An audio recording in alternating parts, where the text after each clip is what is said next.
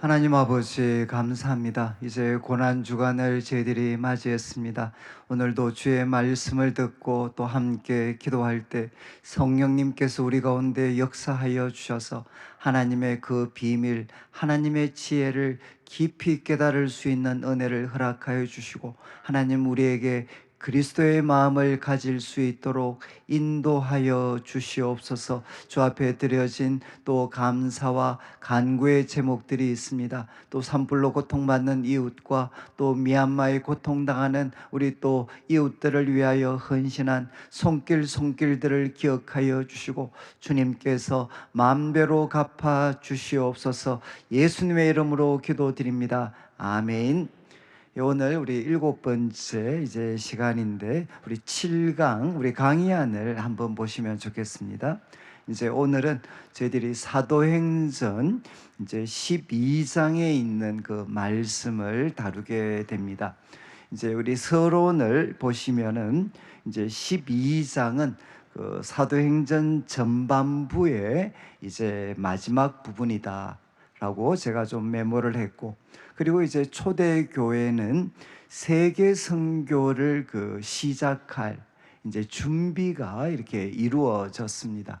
저희들이 지난 주간 살핀 것처럼 이제 이방인의 사도가 될 우리가 사울의 회심을 우리가 살펴봤고, 그리고 고넬료 사건을 통해서 이제 베드로로 대표되는 교회 지도자들, 그리고 또 유대 이제 예루살렘 교회 성도들이 하나님께서는 이제 이방인에게도 이 복음을 참 복음의 문을 열어 주셨구나. 이방인 선교를 그들이 공식적으로 이제 인정할 수 있도록 해 주셨습니다. 그러니까 이제 마음을 다 준비를 시켰습니다.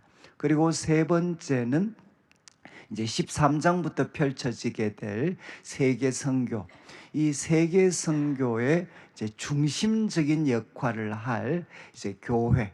이제 교회가 이제 준비되었습니다. 이제 안디옥 교회, 저희들이 금요일 밤에 살폈던 이제 안디옥 교회가 이제 준비가 되었습니다. 그러면 우리가 생각을 할 때는 이제 바로 이제 세계의 선교가 우리가 이제 펼쳐지는 그런 내용들을 우리가 기대할 수 있는데, 그런데 이제 12장에는 이렇게 세계 선교를 위해서 모든 준비들이 갖추어진 것 같은 상황, 이 상황 속에 이제 어떤 사건이 일어나는가, 또 한 번의 이제 큰 핍박이 이제 교회에 이제 주어지게 됩니다. 그러니까 여러분들이 이제 우리가 그 사도행전이든 성경이든 이 흐름과 문맥을 우리가 잘 봐야 된다는 것은, 하나님께서 이제 특별히 초대교회, 예루살렘에서 시작되었던 초대교회가 어떻게 이제 그 짧은 시간에 로마에까지 참 영향을 끼칠 수 있는 그런 세계적인 공동체로 참 자라게 되었는가 하는 것을 우리가 이제 사도행전을 통해 살펴보고 있습니다. 살펴보고 있는데, 이 흐름이죠. 세계 선교를 위해 사람도 준비가 됐고, 또 지도자들과 또 성도들의 마음도 준비가 됐고, 또 이제 중심적인 역할을 할 교회도 이렇게 준비가 되었습니다. 그러면 바로 이렇게 펼쳐질 것 같은데, 그런데 갑자기 교회 속에 큰 이제 핍박이 찾아오게 됩니다. 그런데 우리가 사도행전 시작부터, 이제 초대교회 시작부터 참 많은 외부로부터의 그 핍박과 박해가 있었습니다. 그런데 그 외부로부터의 핍박과 박해가 이제 오늘 살피는 이 12장의 사건과 제일 큰 차이가 무엇인가? 이제 앞에 주어졌던 핍박과 박해는 전부 다 소위 종교적 기득권 세력이었습니다. 그러니까 바리새인, 서기관, 대제사장으로 대표가 되는 종교 지도자들에 의해서 대부분 핍박이 주어졌습니다. 그런데 오늘 살피는 말씀에는 이제 누가 핍박의 주체로 등장을 하는가? 그것은 바로 이제 이스라엘 같으면 이스라엘의 최고 권력자인 이 헤롯이라는 왕을 통해서 이 핍박과 박해가 이제 주어지게 됩니다.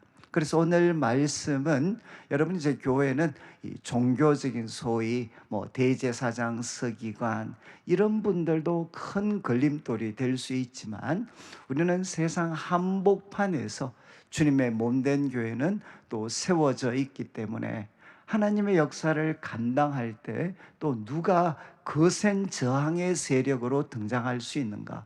세상 권력자들도 바로 이런 하나의 역할을 감당할 수가 있다는 겁니다. 그래서 오늘 본문에는 이제 두 가지 사건이 기록이 되어져 있습니다. 그래서 12장 1절부터 시작을 해서 19절까지죠. 12장 1절부터 시작을 해서 19절까지는 헤롯이 바로 교회를 핍박을 하고 특별히 누구를 공격하는가? 이제 초대교회 지도자들을 공격을 합니다. 바로 이런 어떤 긴급한 상황 속에서 이제 우리 주님께서 어떻게 참 도우셨는가? 한마디로 오늘 제목의 첫 부분이죠. 이제 구원의 하나님, 세속 권력의 거대한 그런 핍박, 박해들이 주어지지만 연약하게만 보이는 교회가 어떻게 그 상황을 대처했고, 그리고 하나님은 어떻게 그들에게 구원을 베풀어 주셨는가 하는 내용들이 이제 19절까지 기록이 되어져 있습니다. 그리고 20절부터 시작을 해서 24절까지는 또 짧은 하나의 그 에피소드를 이제 성경은 기록을 하고 있습니다. 그러니까 이 핍박의 주체가 되었던 이 헤롯 왕, 그 헤롯 왕이 어떤 그 영광스러운 순간, 그러나 그 영광의 순간이 오히려 심판의 순간으로 바뀌게 되는 그 장면을 통해서 이제 12장은 하나님의 두 가지 모습이죠. 바로 구원의 하나님, 그러나 그분은 동시에 심판의 하나님이시다라는 것을 우리에게 보여주게 됩니다. 바로 이런 경험을 가지고 이제 13장에는 세계 선교가 펼쳐지게 됩니다. 자, 우리가 익숙한 내용이기 때문에 우리 12장 1절을 한번 보시면 이제 그때 헤롯 왕이 손을 들어 교회 중에서 몇 사람을 해하려 시도를 합니다. 여기 이제 몇 사람은 특별히 지도자들입니다. 지도자들. 그런데 이제 성경을 좀 읽으면 조금 저희들이 어려울 수 있는 것은 똑같은 헤롯 왕인데 전혀 다른 사람인 이제 경우들이 많이 있죠. 뭐 예를 들면 뭐 바로, 그러니까 애굽의 바로, 애굽에는 왕의 호칭이 바로입니다. 바로. 근데 성경에는 바로로 등장하지만 여러 명의 또 인물들이 등장하는 것처럼 여기에 헤롯 왕이 등장하는데, 강의안을 보시면 이 사람은 누군가 하면 예수님께서 태어나셨을 때 예수님을 죽이려고 시도했던 그 소위 헤롯 대제가 있습니다. 헤롯 대제. 그 헤롯 대제의 손자가 되는 사람입니다. 손자가 되는 사람. 그러니까 예수님을 죽이려 시도했던 헤롯 대제의 손자입니다. 손자. 그런데 이 사람이 이제 로마로부터 이제 팔레스타인 전체 지역에 대한 통치권을 얻게 됩니다. 그러니까 이스라엘 전체에 대한 그 통치권을 로마로부터 이제 얻게 됩니다. 그러면 이 사람이 해야 되는 역할이 무엇이냐? 그 지역의 안정을 도모해야 되고, 또 이제 그렇게 하려면 유대인들의 마음을 얻어야 됩니다. 유대인들의 마음을 얻어야 되니까 그 일을 위해서 결국은 교회를 핍박을 하게 됩니다. 그러니까 예수님을 통해서 새롭게 시작된 이 우리 소위 초대교회 공동체는 통치자 입장에서는 볼 때 기존 질서와 균열을 만들어가는, 그래서 안정을 뭔가 이렇게 파괴시킬 수 있는 이런 하나의 조직으로 비춰질 수 있습니다. 그래서 유대인 사회를 안정시키고 또 기존의 유대인들에게 마음을 얻기 위해서 그는 교회를 핍박하는 행동들을 하게 됩니다. 그래서 이제 두 번째 보시면 헤롯 왕이 교회 지도자들을 이렇게 공격을 해서 1절, 2절 말씀에는 누가 2절 말씀을 보시면 누구를 이렇게 결국 죽이는가? 요한의 형제 야고보를 칼로 죽이게 됩니다. 그러니까 초대교회 대표적인 지도자 중에 한 사람이었죠. 베드로, 이제 안드레가 형제고, 요한과 그리고 또 야고보가 형제입니다. 형제. 그래서 예수님께서 가장 참 이렇게 사랑하셨던 제자들 중에서도 어떻게 보면 가장 핵심 그룹 중에 한 사람, 이제 야고보를 이제 칼로 죽이게 됩니다. 그때 3절 말씀에 백성들의 반응이 어땠는가? 이 일을 유대인들이 너무너무 기뻐했습니다. 이것을 보고 이제 헤롯 왕은 또 다른 일을 시도하게 됩니다. 그것은 자타가 공인하는 초대교회 최고 지도자였던 이제 베드로도 잡으려고 시도를 하게 됩니다. 그래서 베드로를 잡습니다. 근데 그때는 이제 소위 유월절과 연관된 무교절 기간이었기 때문에 소위 사형을 집행하는 일들을 할 수가 없었습니다. 그러니까 명절이 끝날 때까지 기다려야 되는 거죠. 그래서 4절 말씀에는 이제 베드로가 감옥에 갇히게 되고, 그리고 헤롯 왕이 정말 이제 그 명절이 끝나고 그를 죽이기 위해서 철저하게 이제 철통같이 그를 지키는 장면이 기록이 되어 있습니다. 그래서 옥에 가두었을 때 군인 4명씩 4패, 그러니까 4명이 한 짝이 된 그 어떤 4개 그룹으로 이제 이 베드로를 지키게 됩니다. 그리고 마지막 6월절 후에 이제 끌어내어서 죽이기 위해, 그리고 5절 말씀을 보시면 베드로는 이제 옥에 갇혔습니다. 여러분, 베드로는 옥에 갇혔는데 하나, 교회는 그러면 어떻게 했는가?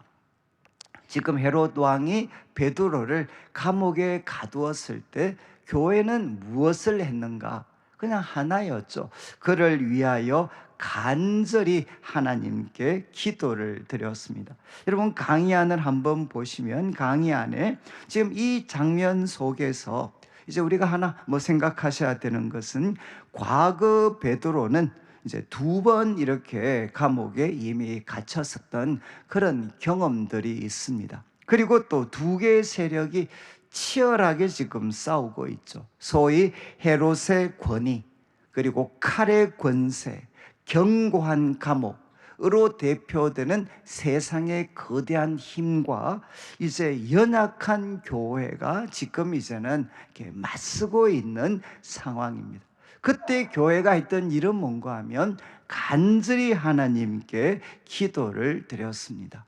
이때 이제 6절에는 하나님께서 어떻게 일하셨는가? 6절 말씀을 한번 보시면 이제 헤롯이 잡아내려고 하는 그 전날 밤입니다. 그 전날 밤, 마치 이 출애굽했던 밤을 생각하는 것처럼, 여러분, 헤롯이 잡아내려고 하는 그 전날 밤에 지금 베드로는 어떻게 하느냐? 2 군인 틈에서 이제 쇠사슬에 매여 있습니다. 쇠사슬에 매여 있고, 그리고 파수꾼들은 문 밖에서 옥을 지키고 있습니다. 어떤 장면이 연상이 되시죠? 이제 베드로가 풀려나는 것은 불가능합니다. 2 군인과 같이 옥에 있고 또 이미 쇠사슬에 매여 있습니다. 그리고 밖에는 파수꾼들이 이렇게 옥을 지키고 있는, 이제 도저히 벗어나는 것은 불가능한 그런 상황 속에 베드로가 놓여져 있습니다. 그런데 7절 말씀을 보시면 이제 그때 호련히 주의 사자가 이제 나타나게 됩니다. 주의 사자, 보통 우리가 천사라고 생각하시면 되겠습니다. 호련히 주의 사자가 이렇게 나타나게 되고, 옥중에 빛이 이렇게 비치게 됩니다. 그리고 베드로의 옆구리를 쳐서 이제 깨우게 되는데, 그때부터 이제 이 천사가 명령을 하고, 그리고 베드로는 꿈인지 생시인지 알 수 없지만 그는 이렇게 따라가게 됩니다. 그래서 깨워서 급히 일어나라 라고 할 때 놀랍게도 쇠사슬이 그 손에서 이렇게 벗어지게 되는, 쇠사슬이 손에서 벗어지게 되는 놀라운 일이 일어나게 되고, 그리고 8절을 보시면은 이제 천사가 이야기합니다. 띠를 띠고 신을 신으라. 이거는 이제 참 저희들한테 출애굽할 때 이스라엘 백성들한테 하나님이 모세를 통해 명령하신 게 뭐냐? 띠를 띠고 신을 신으라. 그렇게 무교병을 먹도록 했습니다. 왜? 바로 하나님의 구원이 갑작스럽게 주어질 것이기 때문에 띠를 띠고 신을 신으라. 그렇게 하니까 베드로가 이제 순종을 합니다. 그리고 또 겉옷을 입고 따라오라고 말씀을 하시고, 그리고 또 베드로는 따라가게 됩니다. 9절을 보시면 이제 9절에 베드로가 따라가는데, 지금 이제 베드로 스스로도 이게 꿈인가 아니면 소위 생신가, 그가 지금 이렇게 구분을 잘 하지 못하는, 그래서 지금 이게 생신지 실제 상황인지 아니면 환상을 보는지 스스로도 혼란스러운 상황 가운데 있었고, 이제 10절 말씀 그를 따라 나갈 때 이제 파수꾼들이 4명씩 4개 그룹들이 지키고 있었는데 그 사람들을 통과합니다. 그리고 시내를 통한 쇠 문에 이르렀을 때 또 이제 문이 저절로 열리는 일들이 일어나고, 거기에서 한 거리죠. 우리로 말하면 한 큰 거리를 이렇게 통과했을 때 이제 천사가 즉시 떠나가게 됩니다. 이제는 그 군인들의 손으로부터 완전히 벗어난 거리에 이제 베드로가 도착을 했을 때 천사가 떠나게 됩니다. 그때 이어지는 11절 말씀을 보시면 이에 베드로가 정신이 들어서 이제 정신을 차리게 되죠. 내가 이제야 참으로 주께서 그 천사를 보내서 나를 헤롯의 손 그리고 유대 백성의 모든 기대에서 벗어나게 하신 줄 알겠다. 이렇게 베드로가 고백을 합니다. 여러분, 베드로의 고백을 잘 보시면 바로 하나님께서 천사를 보내셔서 나를 헤롯의 손으로부터 구원하셨지만 또 누구를 언급합니까? 유대 백성의 모든 기대에서 벗어나게 하신 줄 알았다. 여러분, 유대 백성은 무엇을 기대했습니까? 예수님으로 시작된 이 초대교회가 완전히 와해되고 무너질 것을 그들은 기대를 했겠죠. 요번이 그 기회다라고 기대했을지 모릅니다. 그런데 하나님은 바로 어떤 일을 하셨느냐?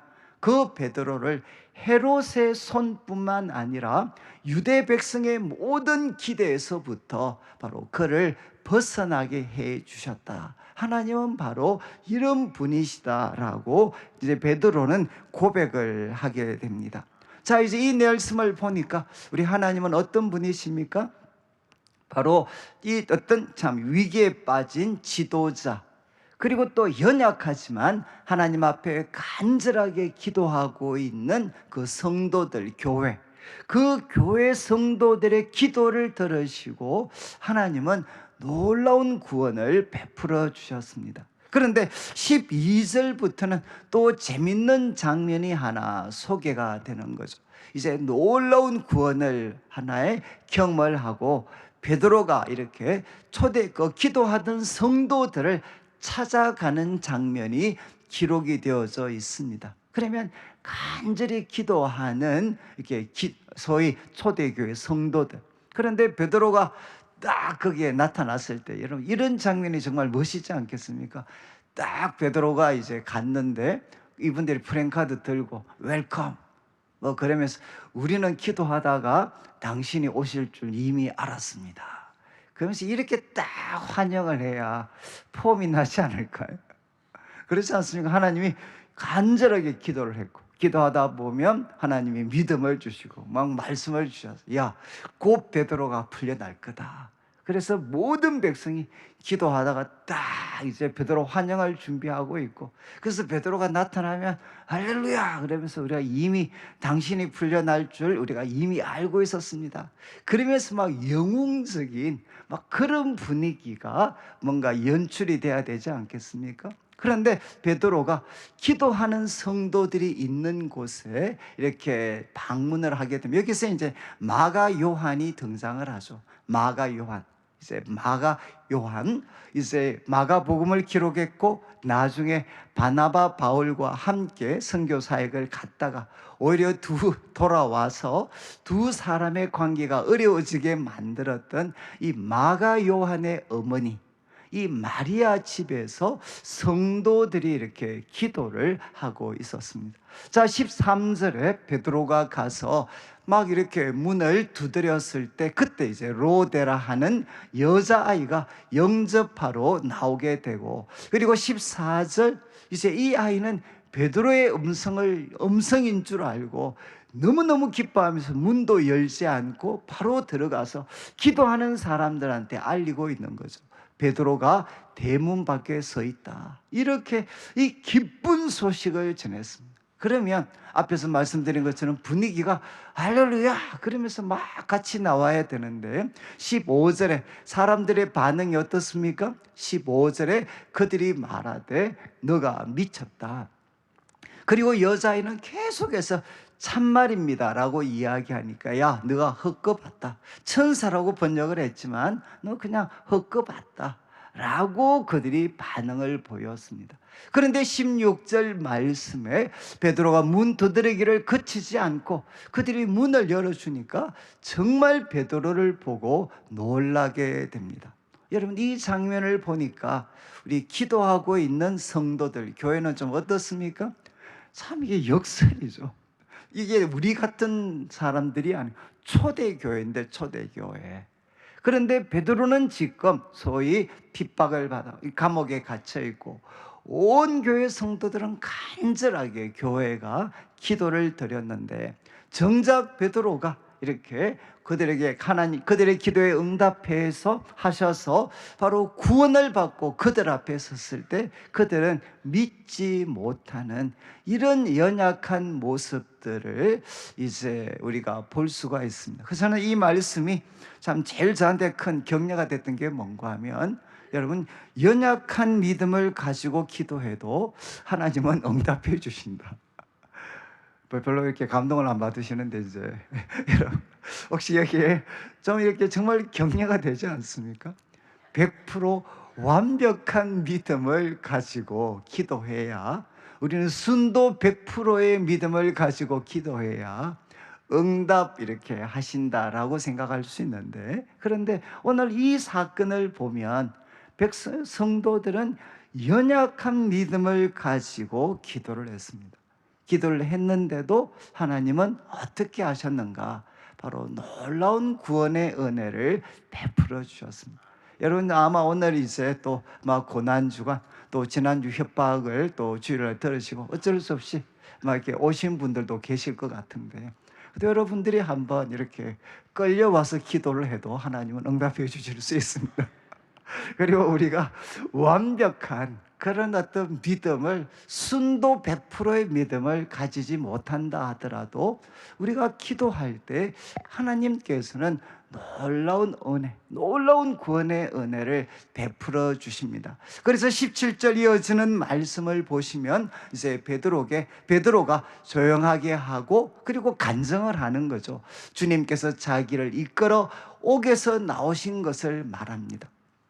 그리고 이제 부탁을 합니다. 야고보, 여기 등장하는 야고보는 예수님의 동생, 그리고 성경 야고보서를 기록한 초대교회 지도자입니다. 그러니까 참 예수님의 동생이고 초대교회 지도자였던 이제 야고보와 형제들에게 이제 이 말을 전하도록 하고 자기는 다른 곳으로 떠나가게 됩니다. 그리고 18절을 보시면 이제 그 다음 날 바로 어떤 그 베드로가 없어진 그 감옥에서는 어떤 일이 일어났는가? 이제 군인들이 베드로가 어떻게 되었는지 알지 못하고 큰 소란이 일어나고, 19절을 보시면 이제 헤롯이 아무리 찾아도 볼 수가 없으니까, 여러분 당시에는 죄수가 없어지면 책임을 그들을 지키는 파수꾼들이 감당을 하게 됩니다. 그래서 파수꾼들을 신문하고 죽이라 이렇게 명령을 하죠. 그리고 이제 헤롯은 그의 생각, 계획이 좌절되고 이제 예루살렘 그리고 유대를 떠나서 자신의 관저 그리고 총독의 관저가 있었던 가이사랴로 이제 내려가게 됩니다. 자, 19절 말씀을 통해 하나님은 어떤 하나의 분으로 우리에게 나타나신가? 교회가 정말 그 거대한 세상 권력 앞에서 정말 지도자들이 위기를 만나게 되는 이런 상황 가운데에서 여러분, 교회는 연약하게 기도하고 있었습니다.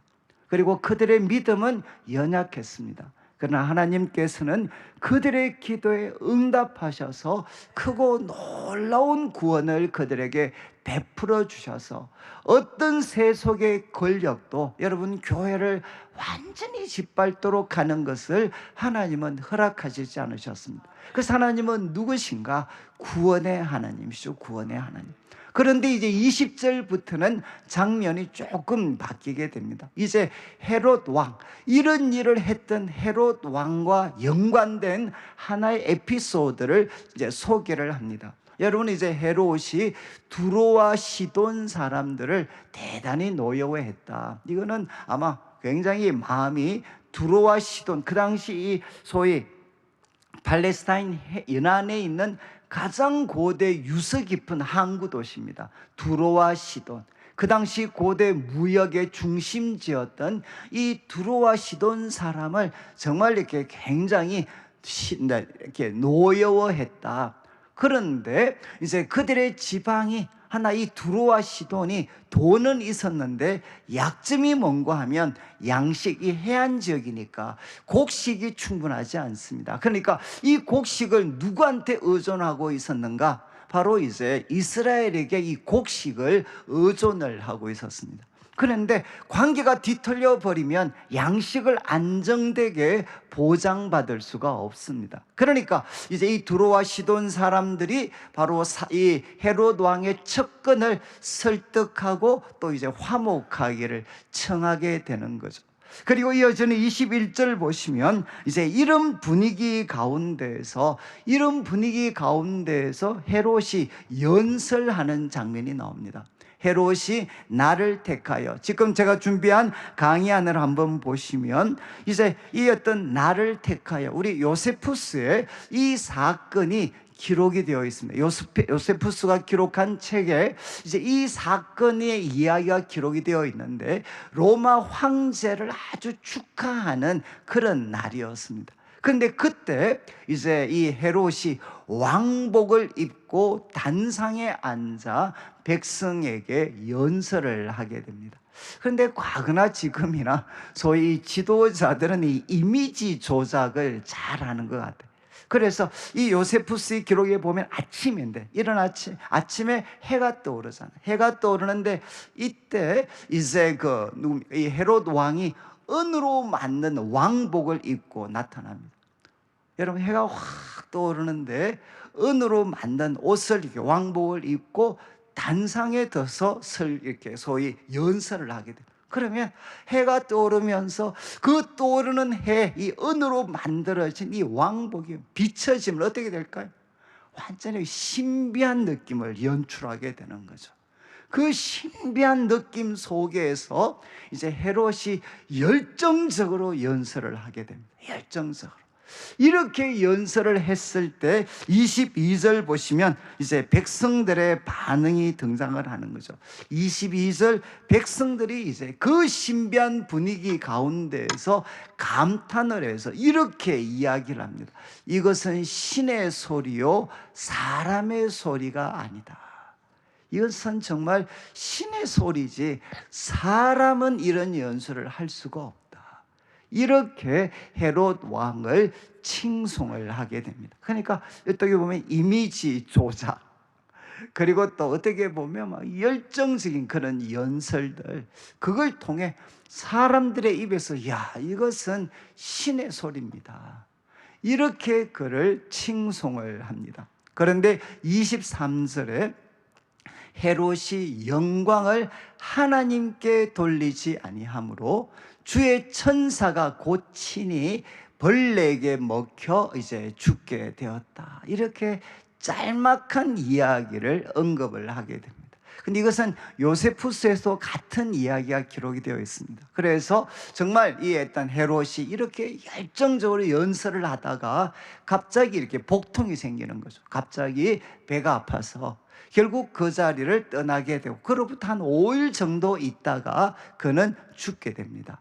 그리고 이제 근데 성경은 바로 벌레에게 먹혀 죽게 된다. 그래서 아마 이 복통 그리고는 회충과 뭔가 연관이 되어 있지 않겠는가. 그래서 정말 연설하다가 후에 갑자기 복통을 가지게 되고, 불과 며칠 후에 헤롯은 이렇게 생명을 잃게 됩니다. 근데 그 장면을 같이 언급하는 게 뭔고 하면, 영광을 하나님께 돌리지 아니함으로. 여러분, 이게 잘 한번 생각해 보시죠. 당시에 로마 황제로 대표되는 세상 권력자들은 다 자기를 신의 아들이라고 높였습니다. 그러니까 황제 숭배를 했죠. 황제 숭배. 그런데 여러분, 소위 말해서 로마나 이런데 황제 숭배를 해도 하나님이 그들을 치셨다라는 내용이 별로 언급되지 않습니다. 근데 여기에는 헤롯이 정말 신의 소리다라고 백성이 칭송할 때 그가 그것을 그냥 받아들인 거죠. 받아들이면서 영광을 하나님께 돌리지 않았다고 하나님이 그를 치시는 장면. 차이가 무엇입니까? 왜 로마 황제들은 스스로를 신이라고 주장해도 하나님이 직접 간섭을 안 하신 것 같은데, 왜 헤롯 왕은 신의 소리입니다라는 칭송을 받을 때 그거 거절하지 않았다고 하나님 이렇게 단호하게 하셨겠습니까? 차이가 무엇이죠? 여러분, 바로 헤롯은 하나님의 백성 이스라엘의 통치자죠. 이스라엘 통치자. 그런데 이스라엘 백성들에게 하나님이 주신 첫 번째 계명이 무엇입니까? 바로 나 외에 다른 신을 섬기지 말고, 높이지도 말고 절하지도 마라. 여러분, 바로 다른 세속 권력자들은 자신을 신격화시킬 수 있지만 그 죄에 결코 동참해서 안 되는 사람들이 누구냐? 바로 하나님의 백성들이죠. 하나님 백성의, 비록 세속 권력이라 하더라도 하나님 백성의 지도자가 스스로를 바로 신으로 높이는 이런 잘못을 그가 범하게 될 때 하나님은 그를 단호하게 심판하시게 됩니다. 그리고 무너질 것 같지 않았던 그의 거대한 권력이 불과 며칠 만에, 그것도 그냥 아주 작게 보이는 질병의 회충에 의해서 그가 죽음을 당하게 됩니다.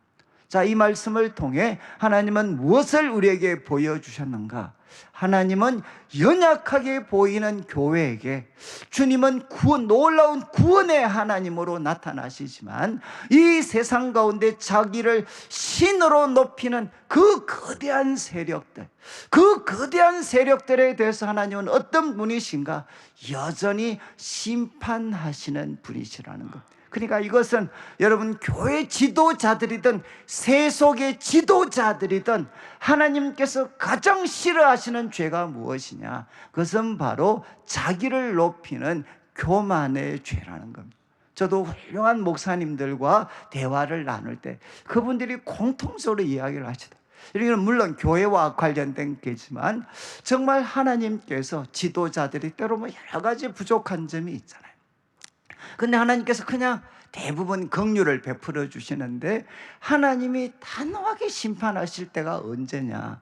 바로 지도자들이 교만의 죄를 범하게 될 때. 여러분, 그래서 우리가 잘 아는 잠언 이런 말씀이 있잖아요. 여러분, 교만은 패망의 선봉이다. 겸손은 종기의 앞잡이다. 여러분, 이게 무슨 뜻이죠? 교만은 패망의 선봉이다. 이걸 문자적으로 번역하면 이런 뜻입니다. 야, 저 사람은 곧 망하겠다. 왜? 지금 교만한 것을 보니까. 그러니까 바로 망하기 전에 먼저 오는 것이 바로 교만이라는 거죠. 반대로 겸손은 존귀의 앞잡이다. 여러분, 한 사람을 하나님이 참 귀하게 높여주실 때 언제나 그 앞에 나타나는 것이 무엇이냐? 겸손함이라는 겁니다. 겸손함. 이것은 교회뿐만 아니라 세상의 지도자들까지도 포함이 되고 성도들의 삶도 똑같이 여기에 해당이 됩니다. 여러분, 한 사람을 높이시기 전에 하나님은 언제나 그 사람을 겸손하게 하십니다. 반대로 하나님은 한 사람을 심판하시기 전에 반드시 그 앞에 어떤 일이 있느냐, 자신을 높이는 교만의 죄가 나타날 때 하나님은 그 사람을 심판하시게 되는 거죠. 이제 우리가 말씀을 마무리하면서 결론 부분을 한번 보시면 좋겠는데, 사단의 공격은 특별히 교회 지도자들을 참 공격을 합니다. 사단과 맞서 싸울 때 교회가 가진 가장 강력한 무기는 바로 기도입니다. 기도할 때 하나님은 베드로를 구원하셨습니다. 또 하나 분명한 것은 여러분, 성도들은 연약한 믿음으로 기도할 수도 있습니다. 그렇지만 하나님께서는 그 기도에 응답해 주십니다. 그리고 성도들을 구원하시는 하나님은 누구시냐? 동시에 심판하시는 분이십니다. 그분은 무엇보다도 교만을 싫어하시는 거죠. 어떤 상황 속에서도 하나님이 받으실 영광을 우리가 차지해서는 안 됩니다. 마지막, 여러분, 하나님을 대적하는 자들이 아무리 강력해 보여도 우리가 두려워하지 말아야 할 것은, 여러분, 영원한 것은 세상의 제국이 아니라 하나님의 말씀과 하나님의 나라가 영원합니다. 하나님의 말씀은 계속해서 흥왕하고 더해지게 됩니다. 여러분, 24절을 읽고 우리가 기도하는 시간을 갖겠는데, 여러분, 바로 이 거대한 핍박, 그러나 하나님의 그 보호하심 가운데에서 하나님의 말씀은 이렇게, 이 이야기는 마무리가 됩니다. 하나님의 말씀은 흥황하여 여전히 힘이 있어서 계속하여 전진하더라. 여러분, 핍박의 상황 가운데도 연약한 성도들이 하나님 앞에 기도할 때 하나님 말씀은 여전히 힘이 있어서 전진하는 역사들이 펼쳐지게 되고, 이 가운데 세계 선교의 장이 열려지게 됩니다. 오늘 이제 저희들이 같이 기도하는 시간 한 15분 정도 가질 때, 하나님, 우리들의 삶에도 하나님의 구원의 손길이 필요한 부분이 너무너무 많습니다. 하나님, 제가 이 시간 간절히 기도할 때 제 삶에도 구원의 하나님 역사해 주시고, 연약한 교회 가운데도 구원의 하나님 역사하여 주시옵소서. 하나님은 동시에 심판하시는 분이십니다. 하나님, 이 나라와 민족을 주님 불쌍히 여겨 주셔서 하나님, 이번에는 정말 제대로 된 여호와를 경외하는 지도자가 세워지게 하여 주시옵소서. 모든 어둠의 영들을 결박하여 주셔서 구원하시는 하나님, 심판하시는 하나님께서 이 나라와 민족을 바르게 세워 주시옵소서. 우리가 합심해서 함께 기도드리겠습니다. 기도하겠습니다.